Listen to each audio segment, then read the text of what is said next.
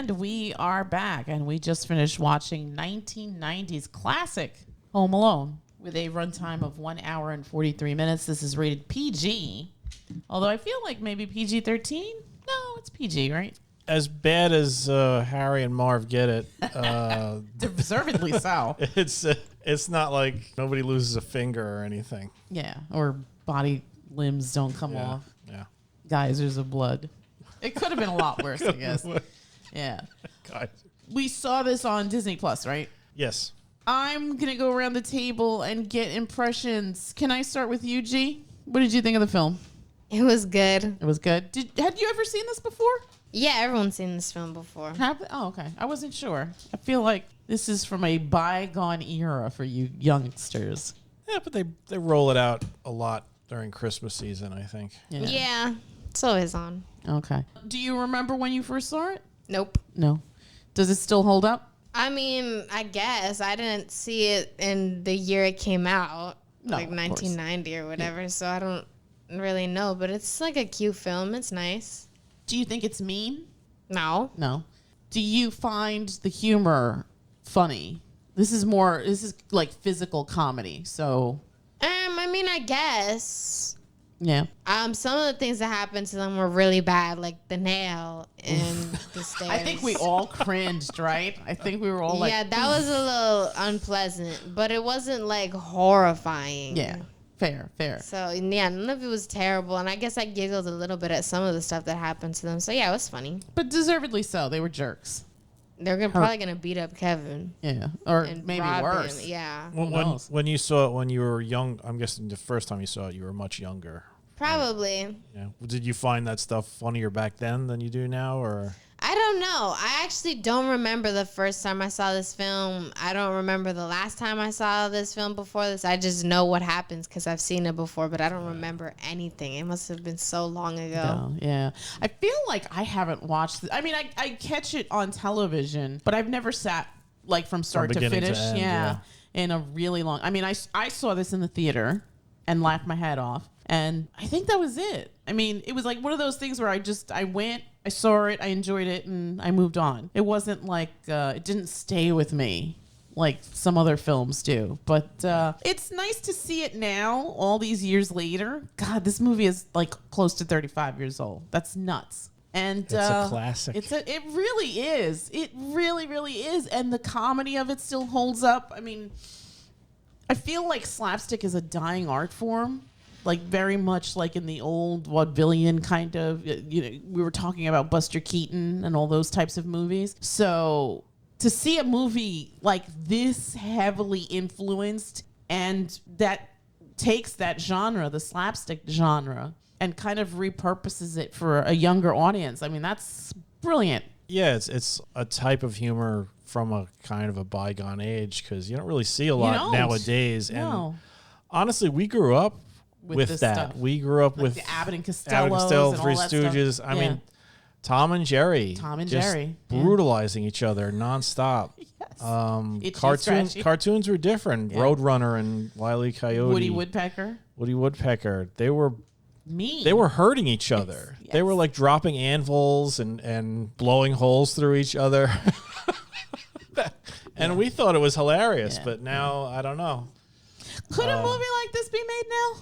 I think it can, yeah. It's just that I don't know how well it would be received. I think the thing that makes Home Alone good is it's a Christmas movie. It focuses entirely on a kid who is able to carry the film without being irritating. Yes. Like that new one. I mean, I love that kid in Jojo Rabbit, but I hated his guts in Home Sweet Home Alone. Yeah. Like I wanted him to get his. But not Kevin. Not Kevin. No, Kevin, he was a sweet kid. He had his reasons for making the wish that he did. And then when it came true, he's a sweet little kid who's just like, oh my God, I've erased my family. At first he's almost gleeful, but then I guess it wears on. But then once it sets in, it's like, oh, what did I do? Yeah. I depend on these people. And I love these people, and now they're not here anymore, and it's Christmas. Yeah. And now, oh my God, there's burglars trying to come into my house. Yeah. Yeah. I have to overcome my fear and destroy them. And he does it in the most Poetic imaginative kids way possible. way. Yeah. I'm going to turn this into a cartoon and brutalize them in the manner of cartoons. Yes. Olive G, have you seen this film before? Yes, right? Yeah. What did you think? I thought it was good. Yeah. Did you have a favorite character? Probably Kevin. Probably Kevin. Yeah. He was smart, right? Yeah. He had them fooled. He did. I mean, like the whole sequence when he's doing like the fake dinner party or whatever, and they're Yeah. like, "Oh, let's come back another time." Was it the first time you saw it not too long ago? Because I remember watching it with you maybe A couple months ago. a couple of months ago, and we were just laughing at how brutally the two guys were getting hurt. And we were like, oh my God, they're going to have like permanent scars on their body from that evening. And you thought that was hilarious. I especially like Home Alone 2 because they got it even worse then. Oh. I like what Kevin did in the first movie, don't get me wrong. But what he did in the second one was even better. Like, literally, they were brutalized. Nice. Did he achieve Unc status? What the hell does that have anything to do with this? I'm trying to talk in the lingo of you young people. I want to keep it real. It's not working. I don't Move on. think any of them use keep it real anymore. Keep the focus on the movie. I lost my train of thought. Oh yeah, I lost my train of thought. I asked you about your favorite character. You talked about how you liked seeing Daniel Stern and Joe Pesci brutalized and how they take it to the next level in Home Alone 2, which I also saw, but I think I saw that on TV. I don't think I paid to see that in the theater because I think at that point I was kind of over this, but it was still fun, if I remember right. Although, to, like, forget your kid, like, a second time is honestly kind of crazy. I mean, yeah. Yeah, Agreed. I think that the Home Alone series was basically just diminishing returns because Yes, it had to be. how many times are you going to forget your kid? And then they changed the kid. Yes, in the third And, and the fourth one. I think it was the third one. I think by the third one they changed the kid, and I don't even know who that kid was. No. He didn't have the He- Macaulay Culkin magic that Yeah. Macaulay Mac- Culkin They had. should have just left it at 2, to be honest. Yeah, They could have left it at 1. they could have left could it. have Yeah, left it they at one. absolutely Yeah, could but have like left it at one. but- I like what he did in the second one. All right. Sure. Yeah. Maybe we'll There's do a that. reason why they didn't leave it at 1. You were explaining it before. Oh, yes. Cha-ching. So according to IMDb, the estimated budget on this was $18 million, which is a fair amount for a 1990 movie. It's probably like on the low side. I don't think any of those guys were big, like Catherine O'Hara, John Candy, even Macaulay Culkin. They're not big stars. No. However, this movie made $476 million. Wow. That is a huge markup. Amazingly so. Yeah. And rightly so. I mean, this is I would even say that this is a Christmas classic. It still holds up from 1990, and that is like the real proof, right? Like you and I saw this in 1990 when we were whatever age we were, and we have these new century kids who are watching this and also enjoying it and laughing and being entertained by it. And like you said, it's a Christmas classic because it has like a classic Christmas message. You know, Right. it's not the same without Your family. around you. Yeah. Yeah. And which- it's not overly preachy or religious. It's not overly preachy. It's just sweet. Yeah. It's Agreed. a sweet movie. They got a good soundtrack. Yes. Directed well. That house is gorgeous. Gorgeous. Oh my god. Macaulay Culkin was at the height of his popularity. Cuteness, yeah. I mean that was it. He was the Home Alone kid smacking the sides of his face with his. Yeah. Never to achieve those heights ever again. I'm sure that kid never has to work another day in his life from those films. That Uncle I mean, Buck. What else You'd did he hope do? if the film made $400 million that he is. That's true, because he's God okay, only and knows what the contracts were like back then. And it wasn't like he was like ripped off, or I mean, although who knows? Yeah. Back in those days, it was every story was, oh, child actor does great, and then the next week, child actor Dead from- just cocaine Yeah. and drugs, Drugs and and drinking. and his parents ran off with his money. Terrible. What did you think after all these years? It's still a cute movie. Yeah. It really is. And even though slapstick comedy usually it starts to lose its Cachet. I guess cachet would be the word. Because you know it's coming. Right. This one, I haven't watched it In so long. so long that everything's still funny. I still laugh at these guys just getting it, because through most of the film, it's sort of a rather low-key sort of film where he's just, outsmarting them and just going through trying to live without his parents. Mm-hmm. And then it just goes full-blown... Keystone Cops kind of, or not even Keystone Cops. It goes full blown, just slapstick. Just like a Mel Blanc cartoon. Their feet are flying out from underneath them. They're grabbing red hot doorknobs. They're getting their hat and hair burnt off their skull by a blowtorch. Yeah. He sets up all these like crazy traps that are just ridiculous. Yeah. None of them would probably work. Yeah. But the most mild of the traps was probably the one that's still the funniest and it wasn't even a trap. It was just a moment of serendipity. He grabs that little tarantula and he puts it on Daniel Stern's face.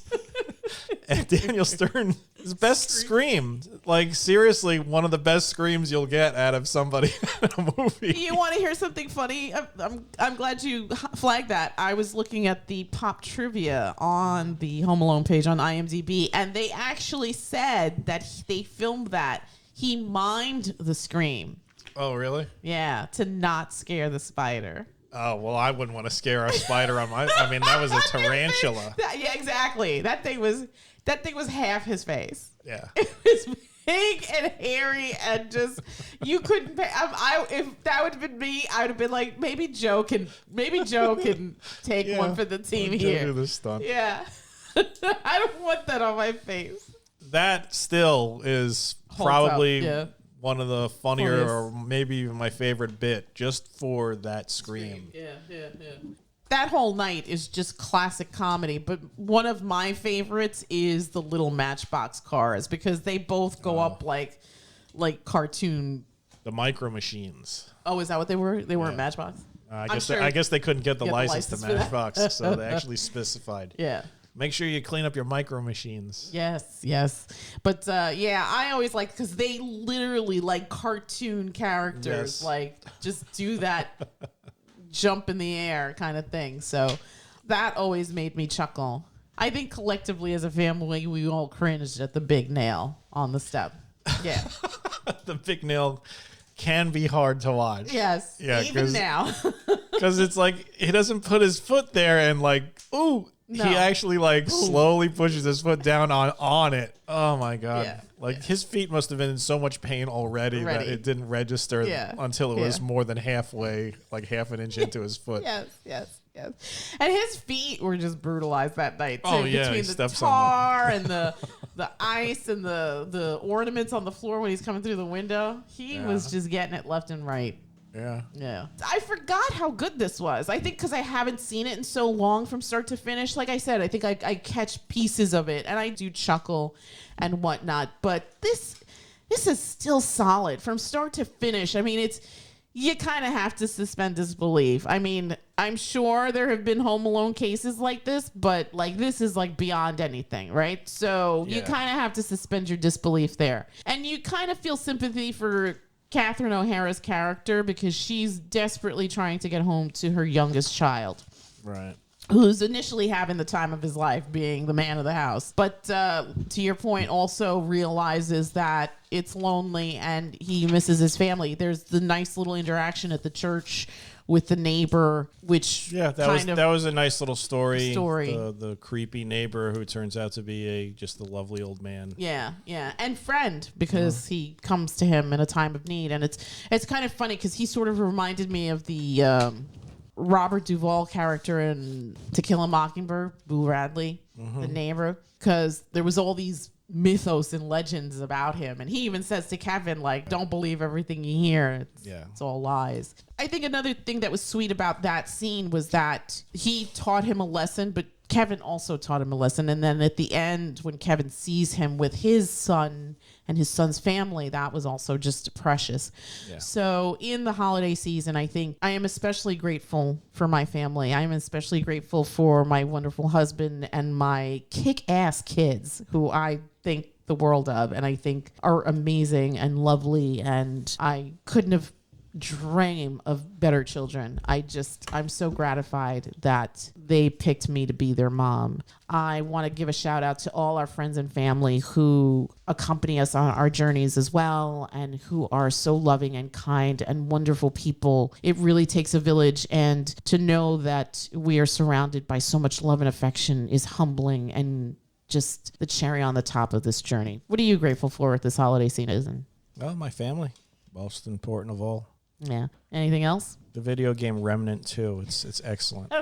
Shout out to Remnant 2. Gigi, you want to give a shout out, a holiday shout out to anybody or anything? My pet bunny. Your pet bunny. Mm-hmm.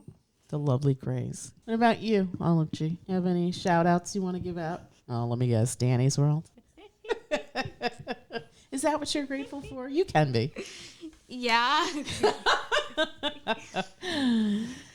All right. I can be grateful for video games. Yes, you can. Mm-hmm. Your dad also gave Remnant 2 a shout out. So yeah, absolutely.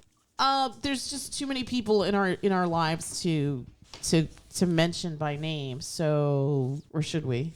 Should we try to? Nah. Let's not bore anybody.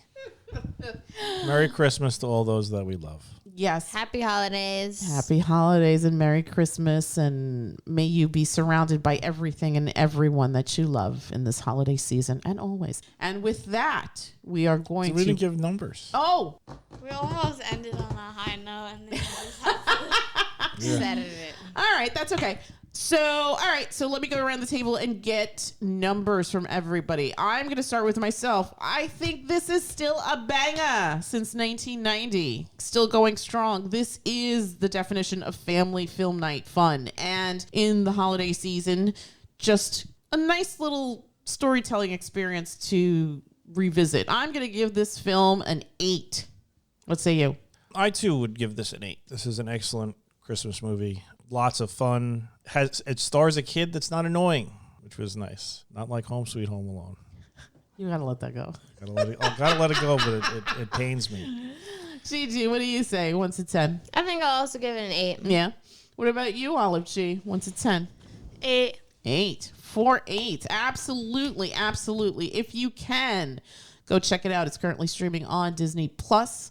From 1990, the holiday classic Home Alone, directed by Christopher Columbus with a production and screenwrite credit to the late, great John Hughes. And with that, we will bid you all a good night. Good night. Good night. Happy holidays.